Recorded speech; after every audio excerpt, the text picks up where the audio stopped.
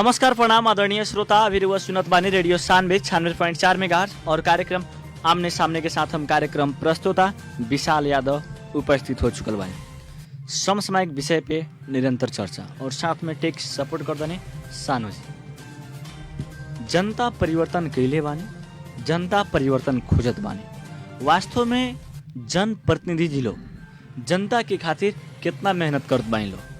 बहुत जगह भी सुने के मिलता जे चुनाव के नया चहल पहल बाटे, चुनाव नया जीतत बानी लोग, तो फिलहाल जनता के सेवा में टाइम से उपस्थिति जनावत बानी लोग। लगभग 6 महीना साल भर बीतला के बाद में जनता से कोनो ऐसा मतलब ना रही कह के कुछ जनता ये भी आवाज उठा रहा बने। वास्तव में जनता के कथन, जनता हर तरह के बात बतावे, जनता के कथन कहीं सही होला, कहीं जनप्रतिनिधि जी लोग ईमानदार रहे वहाँ गलत भी हो जाए। जनता सब जाने नहीं। आदरणीय श्रोता, आज हमनी के साथ में बानी सखुआ परसौनी गाउँपालिका वार्ड नंबर 1 के वार्ड अध्यक्ष वासुदेव महतो जी। सबसे पहले कार्यक्रम आमने सामने में वहाँ के स्वागत कर स्वागत बटे वासुदेव सर कार्यक्रम आमने सामने में अपने के। धन्यवाद सर, धन्यवाद। का हो रहल बाटे अभी तो जनता के ही सेवा में बानी सर। जनता कहीं न कहीं ओरा कर जला सैला पर में भी जनता से परामर्श, अब नया योजना के तर्जुमा करे के तैयारी में बानी सर। वह विषय लेके बानी सर जी। नहीं बैठल बानी। आखिर जनता के सेवा कब तक? नया चहल पहल बाटे तो अभिनय तक करम लगना कि सदियों जितना अभिन मेहनत रुआ लोग करत बानी, 10 बजे से लेके 5 बजे ले बैठत लगन, तो कहीं बाद में 10 बजे से लेके 1 बजे ले ना बैठे लगन। ऐसा केंग बा जनता के सेवा कब तक हुई? नया चहल पहल बा तबे तक हुई आकि हमेशा खातिर हुई? ना सर, ऐसा बात नहीं है। देखल जाए और वहाँ पहले भी कहनी है कि नया चहल पहल में उम्मीदवार लोग, जनप्रतिनिधि लोग काम भी करेलन, कहीं झूठ भी होकेलन जी। हम अपना प्रति हम जिम्मेवार बानी जी। हम चाहे जनता के, हम जहिया प्रतिनिधि ना रहनी तभी जनता से उतने साथ रहनी, जनता के साथ में काम करनी। आज जनप्रतिनिधि बनल बानी तो एगो 5 बरस खतरा बहुत बड़ा का एगो जिम्मेवार मुड़ी में जनता एगो बोका बढ़न दिले। जबले हम काम ना करे, हम बड़ा दोसर जनप्रतिनिधि लोग के विरोध करत रहनी पहले से भी। अच्छा काम करी, विधि को शासन में चली, जनता और देश खतरा, भलाई खतरा काम करी। लेकिन आज जनता हमरा के ही एगो बहुत बड़का बोझ लदले बढ़त। आज जनता के बोझ ये 5 वर्ष के भीतर में जौन जौन हम सकरले बानी वो हमें और जनप्रतिनिधि लखा हम फर्क विचार के बानी सर। हम रुआ सान्विक रेडियो में कहतनी और जनप्रतिनिधि में हमरा में फर्क पाएम रुआ जी। अब जहाँ तक सर रुआ अलग तरीका के बानी, बीतल समय में रुआ विरोध के लिए बानी, जे जनप्रतिनिधि वहाँ के रहनी जे सही काम करी, जनता के पक्ष में काम करी, निष्पक्ष भावना से काम करे कह के रुआ विरोध के लिए बानी बीतल समय में। लेकिन एक रउरे से गलती अगर काम होता तो रुआ के विरोध करेगी ना जनता? करी, एकदम करी, करे के दायित्व भी बा, कान पकड़े के दायित्व बा, एकदम विरोध करी। नाजायज काम करम, गलत काम करम, जनता विरोध करी जी, एकदम विरोध करी। जनता के खातिर अब की बार का एजेंडा रखले बनी रुआ? जनता के खातिर हम अपना वार्ड में जितना पुराना प्रतिनिधि लोग जितना भी काम कैले बड़न जी, वो काम के निरंतरता, साथे नया नया अपने के कृषि सड़क जी, हमें अपने के चुनाव 74 के चुनाव में भी लड़ रानी जी, 11 वोट से हमरा के हरावल गए जी। हरला के बावजूद भी हम करीब करीब अपने के 2 करोड़ के कार्यक्रम जी, जनता सड़क से लेके औराहा चौक तक हम पिच बानी करवा देले। सीतपुर से औराहा जुड़े वाला, जनता सड़क से जुड़े वाला मनबोधी खोला में हम पुल बनवा देले बानी लचका जी। तो आज उहे बाकी बा निरंतरता अपने के औराहा से सीतपुर स्कूल तक ले जाए वाला पिच सड़क बनावे के हम सपना और कल्पना देखले बानी। 50 से बेसी काम करा चुकल बानी। बाकी काम के निरंतरता हमें के संघीय बजट से होके, प्रदेश बजट से होके व पालिका बजट से होके जी निरंतरता देके ही 5 वर्ष में हम संपन्न करेंगे। जनता से वादा बनी कैले सर। जी जहाँ तक देखल है सर, जनता से वादा विभिन्न वादा कैले होके चुनाव जीते से पहले बहुत वादा कैल जाला, लेकिन वादा के पूरा भी करे खातिर बहुत ज़्यादा मेहनत लागला। जी जी जी। अब जहाँ तक एगो जी। और बात देखल है हमनी के माने शिक्षा के, विशेष करके शिक्षा पर फोकस कैला। शिक्षा में विभिन्न आम जनता के बात कैले, विभिन्न विद्यार्थी सबके बात कैले। केहू के पास क्षमता नहीं के बाल बच्चा के पढ़ावे के, तो कोई के पास आर्थिक स्थिति बहुत बढ़िया रहल बाटे, कोई के पास आर्थिक स्थिति बहुत कमजोर रहल बाटे। कोई के बाल बच्चा सरकारी में पढ़ता नहीं, कोई के बाल बच्चा प्राइवेट में पढ़ता नहीं। जेकरा पास पैसा बा तो वो प्राइवेट में पढ़ता नहीं, जेकरा पास पैसा नहीं के वो सरकारी में पढ़ता नहीं। तो शिक्षा में का कमी कमजोरी बाटे जे सब विद्यार्थी, गरीब घर के विद्यार्थी माने सरकारी में पढ़ता नहीं, या धनी घर के विद्यार्थी प्राइवेट में पढ़ता नहीं। काथी सरकारी स्कूल में कमी रह गई बाटे जे धनी घर के वार्ड अध्यक्ष जी लोग के घर के बाल बच्चा, मेयर साहब जी लोग के घर के बाल बच्चा प्राइवेट में पढ़ता नहीं। जी, यहाँ तक कि धनी गरीब के बात बस बाल बच्चा,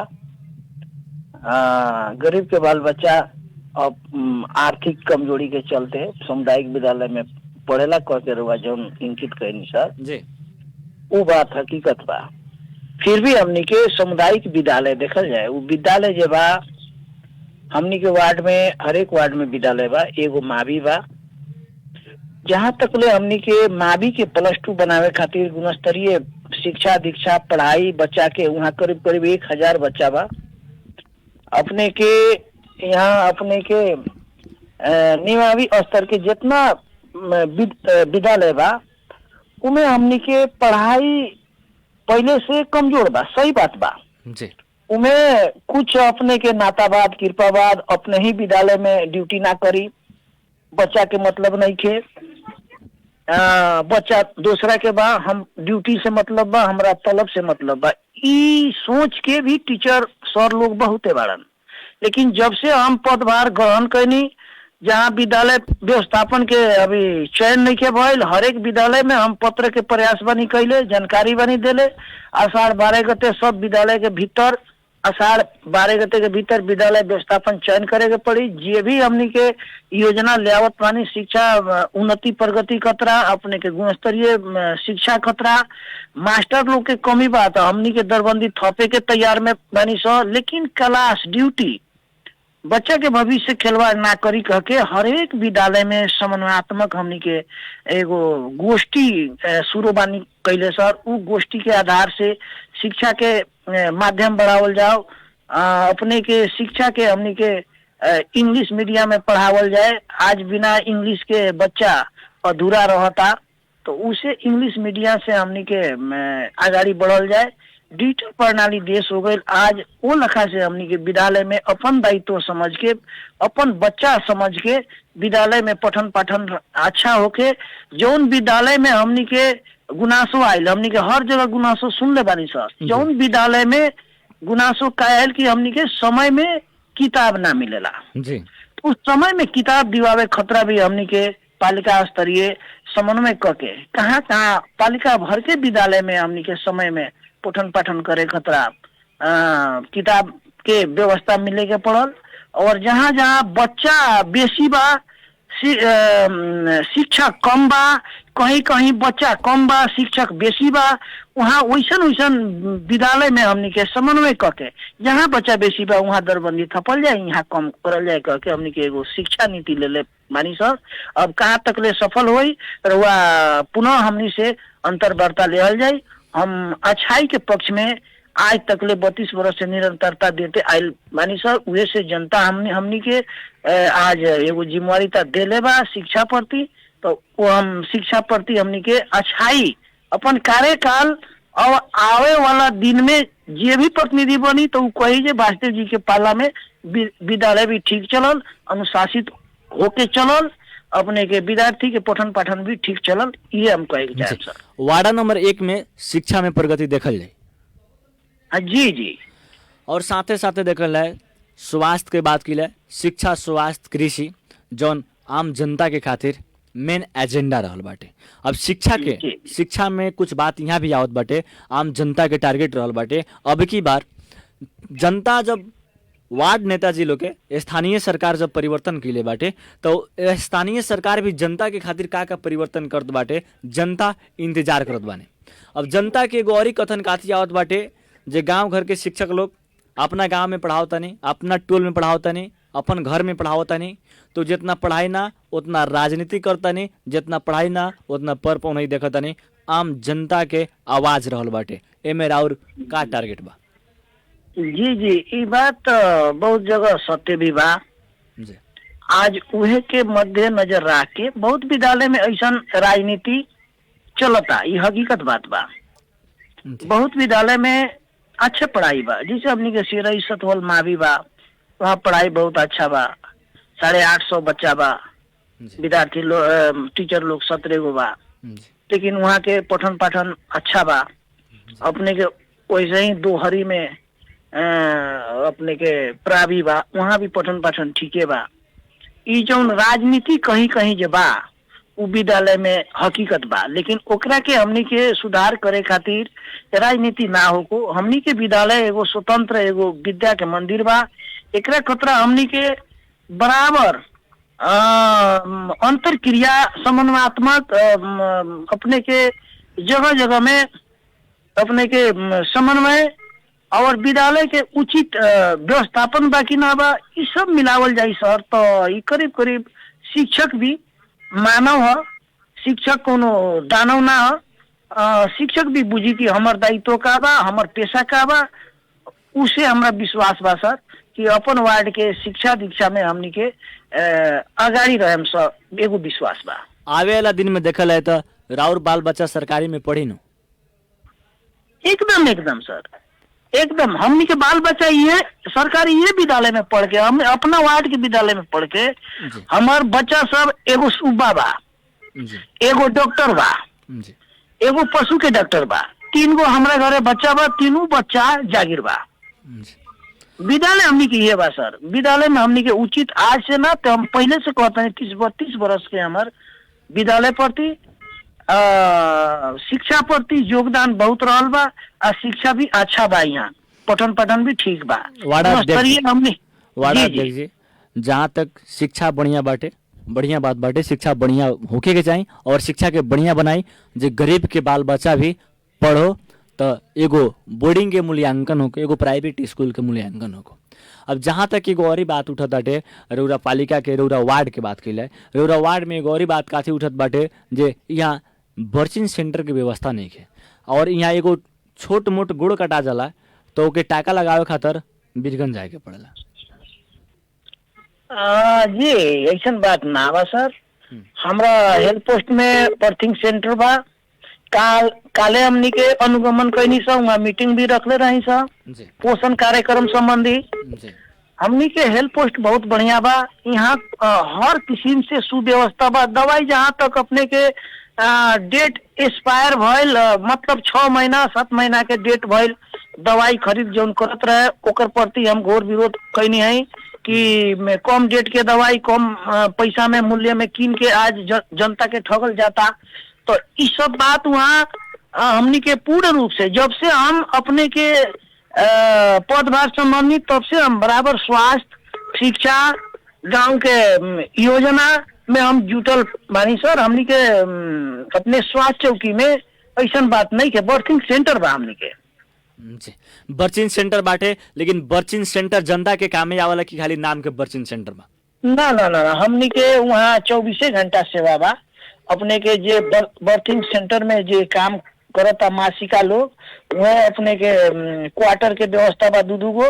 हमनी के हेल्थ पोस्ट बहुत बढ़िया एकदम सुव्यवस्था, अपने के हर प्रकार के सुरक्षित बा सर वहाँ जी। देख सकता नहीं आके जी। साथे साथे देखल जाए तो परसा जिला के बात की ले या रउरा वार्ड के बात की ले, रउरा वार्ड में अथाह गार्जियन कृषि से अपन जीवन चला रहल बानी, कृषि से अपन बाल बच्चा पढ़ा रहल बानी, कृषि से ही अपन सब कार्य कर रहल बानी। कृषि में कैसन टारगेट रही अब की बार वार्ड अध्यक्ष जी के?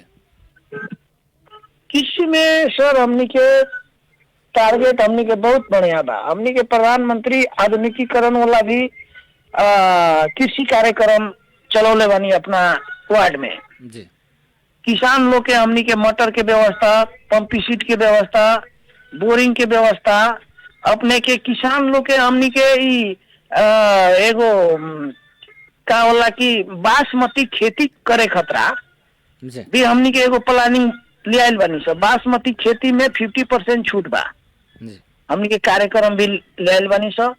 कृषि खतरा हमनी के हर व्यवस्था, सिंचाई के व्यवस्था, अपने के थ्रेसर के व्यवस्था तक ले 50% अनुदान में कार्यक्रम हमनी के ले चुकल बनी सर वार्ड नंबर 1 में।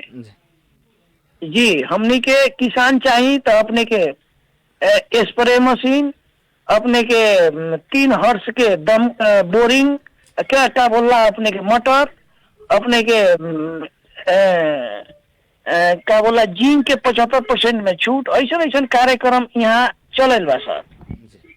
अब हमनी के वार्ड में सर जहाँ तक जी। देखला कृषि में भी बढ़िया तरीके से सुधार हुई रूरा वार्ड में। जहाँ तक कि गौरी बात रुआ बतावत बानी जे स्प्रे करे वाला अनेकन बात बतावत बानी, किसान अभी ले सकत बाटे अपने के साथे जौन सामान उपलब्ध बाटे अभी रूरा वार्डा कार्यालय में या रुआ लगे, वो किसान रुआ से ले सकत बाटे अभी।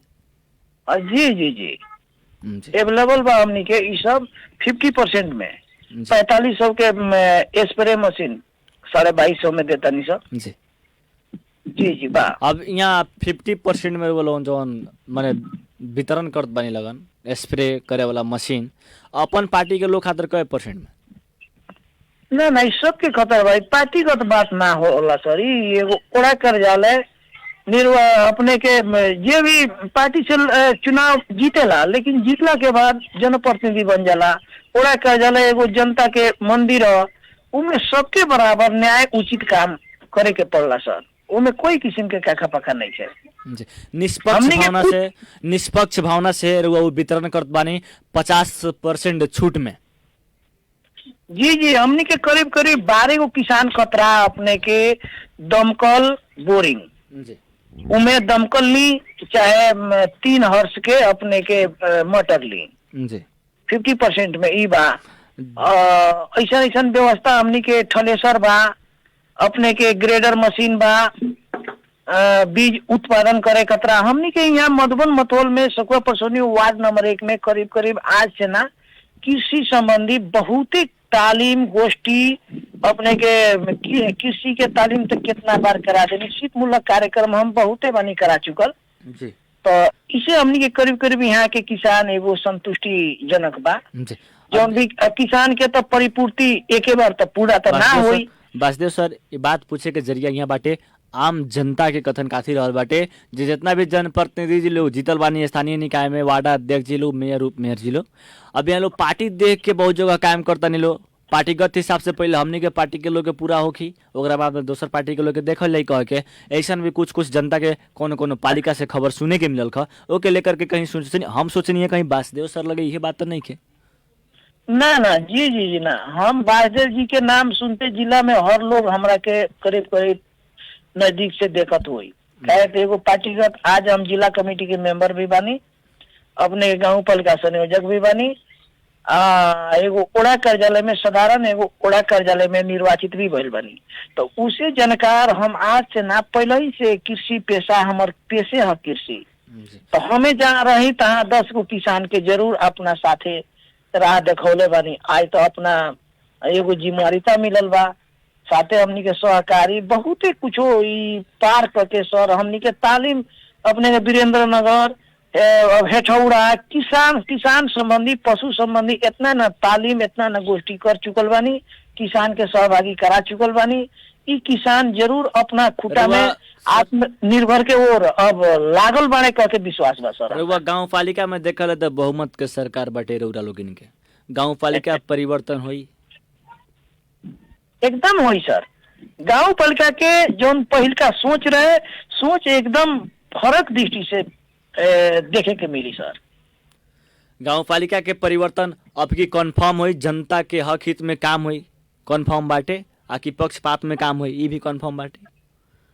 सर देखल जाए पहला तो हमनी के 5 वर्ष जौन प्रदीप जायसवाल जी अध्यक्ष जी रहले, वो गांव पालिका के भवन तक ले निर्माण ना भइल। जी अपने के 18 करोड़ रुपया 6 करोड़ 18 करोड़ रुपया जी के अपने के हॉस्पिटल आयल वो फ्रीज हो गई। वो महुअन ले जाए कह के वो अपना एथी में न पचगावा श्रीपुर सकुआ परसौनी में बनल न महुअन बनल। कहीं महुअन भी बना ले रहते तो एगो महुअन के क्षेत्र में तो रहित नु। जी आज वो ना बनौले न हमनी के सकुआ परसौनी में बनल न गांव पालिका भवन बनल। लेकिन एम की पहला मीटिंग के बोर्ड के मीटिंग से हमनी के निर्णय कर चुकल बानी सो कि 1 वर्ष के भीतर में हमनी के गांव पालिका भवन आ अपने के 1500 के हॉस्पिटल बनावे के निर्णय कर चुकल बानी सर। जी रउरा एगो गाँव पालिका संयोजक भी बानी। अब जहाँ तक देखल ला गाँव पालिका में परिवर्तन होई, बहुमत के सरकार बाटे, कोनो बहानाबाजी भी ना चले, चारों ओर से अब की बार परिवर्तन सखुआ परसौनी गाँव पालिका में होई। बहुमत ना रही तो एगो बहानबाजी चले जहाँ हमन के बहुमत नहीं के हई बजट हऊ ना पास होके देनी, हऊ बजट हऊ पास ना होके देनी। साथे साथे सर सफाई की अवस्था भी कैसे रहे जब बहुमत के सरकार बता कुछ भी कर सकत बानी लगन।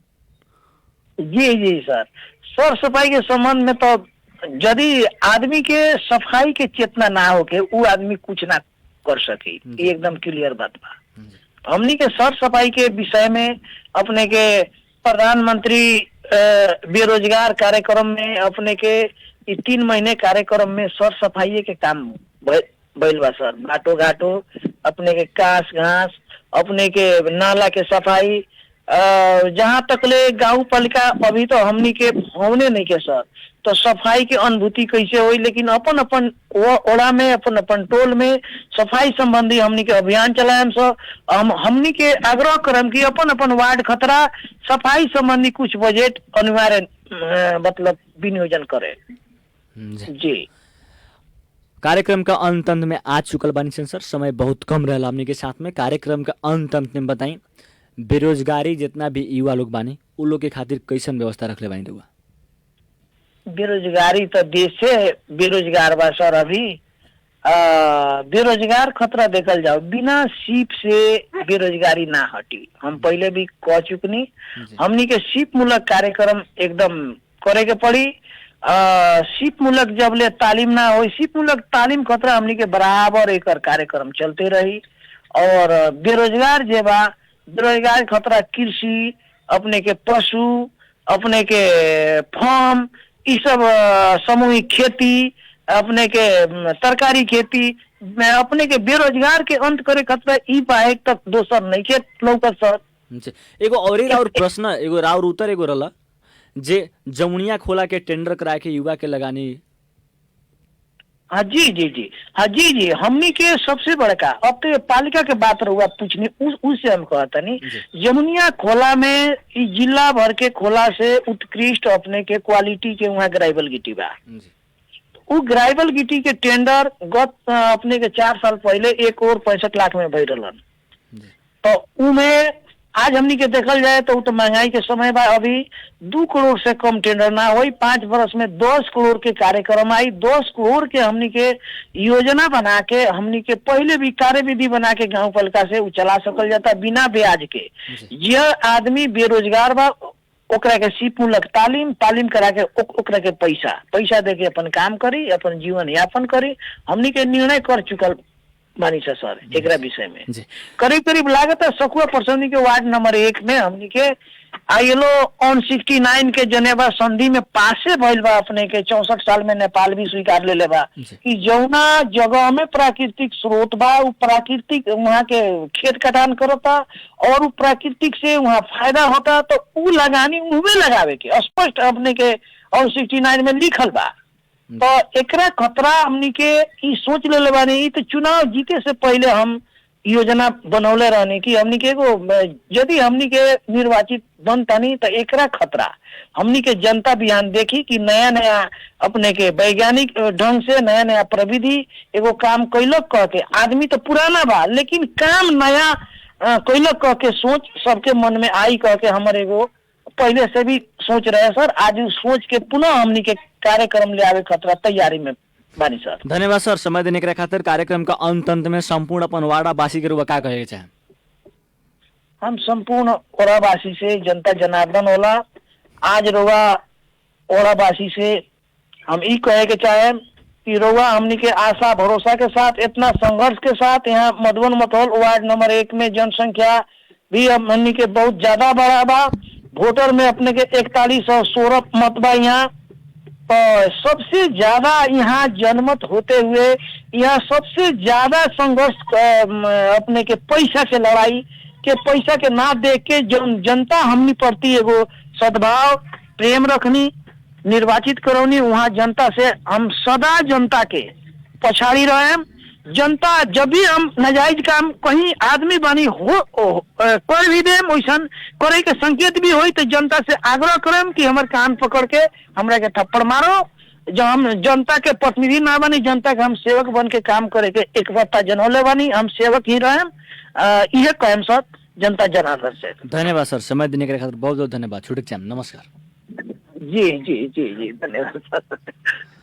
आदरणीय श्रोता, हमने के साथ में रहनी सकुआ परसौनी गाउँपालिका वार्ड नंबर 1 के वार्ड अध्यक्ष वासुदेव महतो थारू जी और वहाँ के विभिन्न विषय वस्तु पर बात करनी है, रोजगार, शिक्षा, स्वास्थ्य, कृषि। समय बहुत कम रहा, कार्यक्रम रूरल सुन के साथ देने के खातिर बहुत बहुत धन्यवाद देते। साथ में टेक सपोर्ट करके सानू जी साथ देनी हुआ के भी बहुत बहुत धन्यवाद देते। कार्यक्रम आमने सामने से हम कार्यक्रम प्रस्तुता विशाल यादव छूटे के चाहे सुनत रहे रेडियो 96.4 मेगाहर्ट्ज। नमस्कार, प्रणाम।